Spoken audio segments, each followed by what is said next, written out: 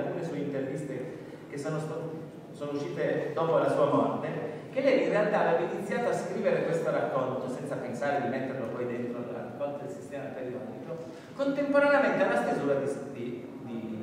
Se questo è un uomo. Vi è addirittura un'intervista in cui a una giovane studentessa lei confessa che la sua prima scrittura, la prima cosa che ha scritto e che precede il viaggio tragico da Fosfori ad Auschwitz, è proprio un abbozzo di quel racconto. Non abbiamo una prova diretta, certo è che se lei, scrittore, nasce scrivendo dei suoi antenati che parlavano quella strana lingua, che erano quasi tutte donne, quasi tutte zie, un po' magno, un po' barba, che parlavano quel linguaggio anfibio, che è stato, secondo me, erroneamente come dire, annessa alla famiglia del lessico familiare, del fensicontini, dei microlinguaggi dell'ebraismo italiano del Novecento, sarebbe l'origine stessa della scrittura di Levi. E ci viene, se fosse così, cambierebbero molto le cose, cambierebbe non solo il rapporto di Levi con l'ebraismo, ma cambierebbe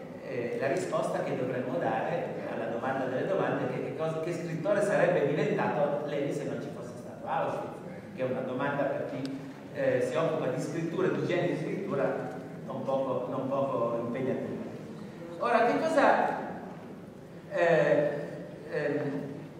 contiene quel racconto? È un racconto di pura fantasia. Gli interpreti si sono sbizzarriti a cercare chi era Barba Bramin, Barba Moisin, questi strani personaggi che si chiamavano Moseo, Isacco, e che parlavano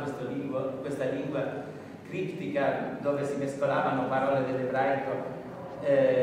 della tradizione a espressioni gergali e espressioni piemontesi. È un racconto di pura fantasia. Levi mescolò con grande sapienza memorie orali della sua famiglia con fonti letterarie molto precise. E qui sulle fonti letterarie entriamo nel cuore del nostro problema e anche del nostro incontro di oggi pomeriggio, perché quando il libro apparì nel 1975, soprattutto poi quando ne uscì un'edizione tascabile con una prefazione di Natalia Ginzburg, in questa riedizione il racconto Arno fu collocato in una sorta di genealogia dell'ebraismo italiano del dopoguerra, che collocava appunto prima il Giardino dei Fensicontini di Bassani, poi il lessico familiare di Natalia Ginzburg, che sono a primi anni 60, e a queste due fonti Levi si sarebbe ispirato. La Ginzburg lo sostiene come dando una patente di maternità, di maternage letterario a questa, ma molto arbitrariamente. Levi non rispose mai su questo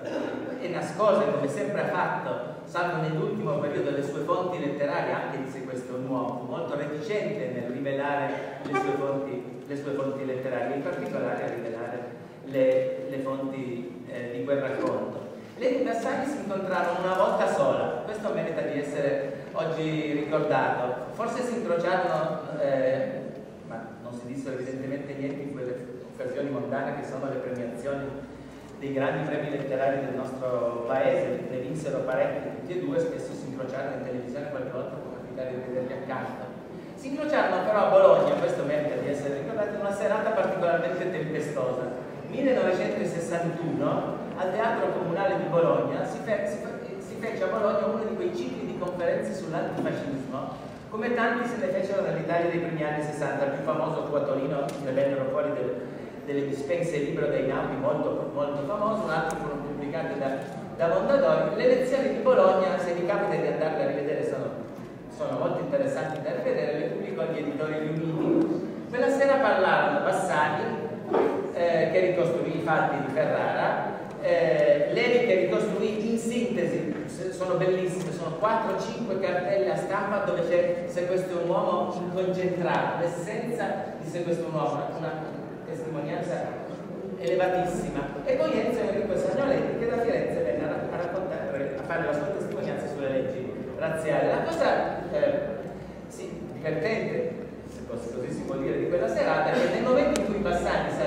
salì sul palco per sedersi accanto a Levi e Enrico Sagnoletti, dal pubblico uno gli consegnò agitatissimo una lettera che Levi lette, che Bassani lesse affannosamente e con non poca inquietudine, perché dal pubblico qualcuno gli aveva detto: tu oggi vai lassù nel 61 a parlare di antifascismo, di leggi razziali, di opposizione, di resistenza, e ti sei dimenticato dei tuoi trascorsi fascisti ferraresi degli anni 30, delle due poesie sul meridiano di Roma, delle due non poche concessioni al regime. Fu una serata attesissima, non sappiamo lei che era imbarazzatissimo, timidissimo, come sappiamo di carattere, non sappiamo cosa ha pensato, che cosa ha detto, sappiamo quello che ha pubblicato. Bassani poi nel testo che pubblica nel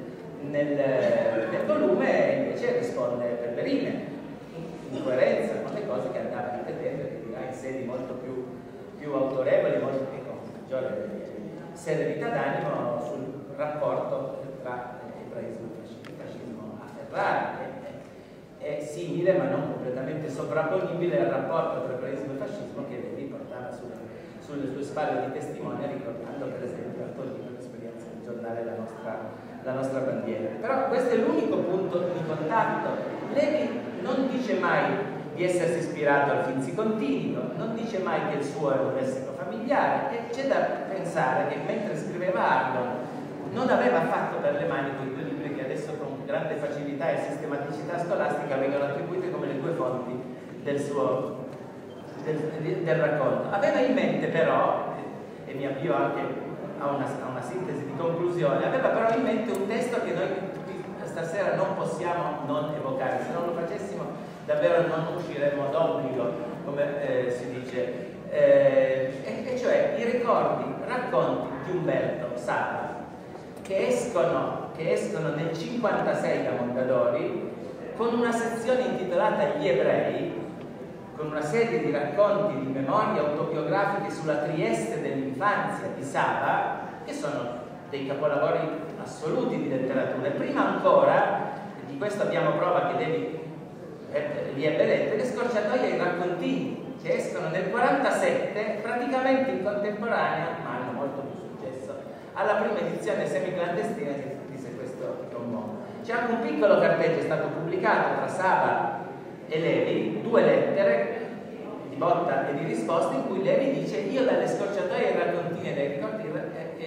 racconti ho imparato praticamente tutto. C'è persino da ipotizzare che dal genere letterario della scorciatoia o del raccontino, del microframmento stilistico, sia venuto in mente a Levi la parte strutturale di Se questo è un uomo, che non è divisa a capitoli, è divisa a micro sequenze narrative che sono sostanzialmente delle scorciatoie. Questa forma stilistica nuova che Saba inventa nel 47, poi con aggiornamenti e con dialoghi, discussione con Giacomo De Benedetti porta avanti. Questo è forse il modello. Tra l'altro nei ricordi racconti c'è una zia Regina, lo stesso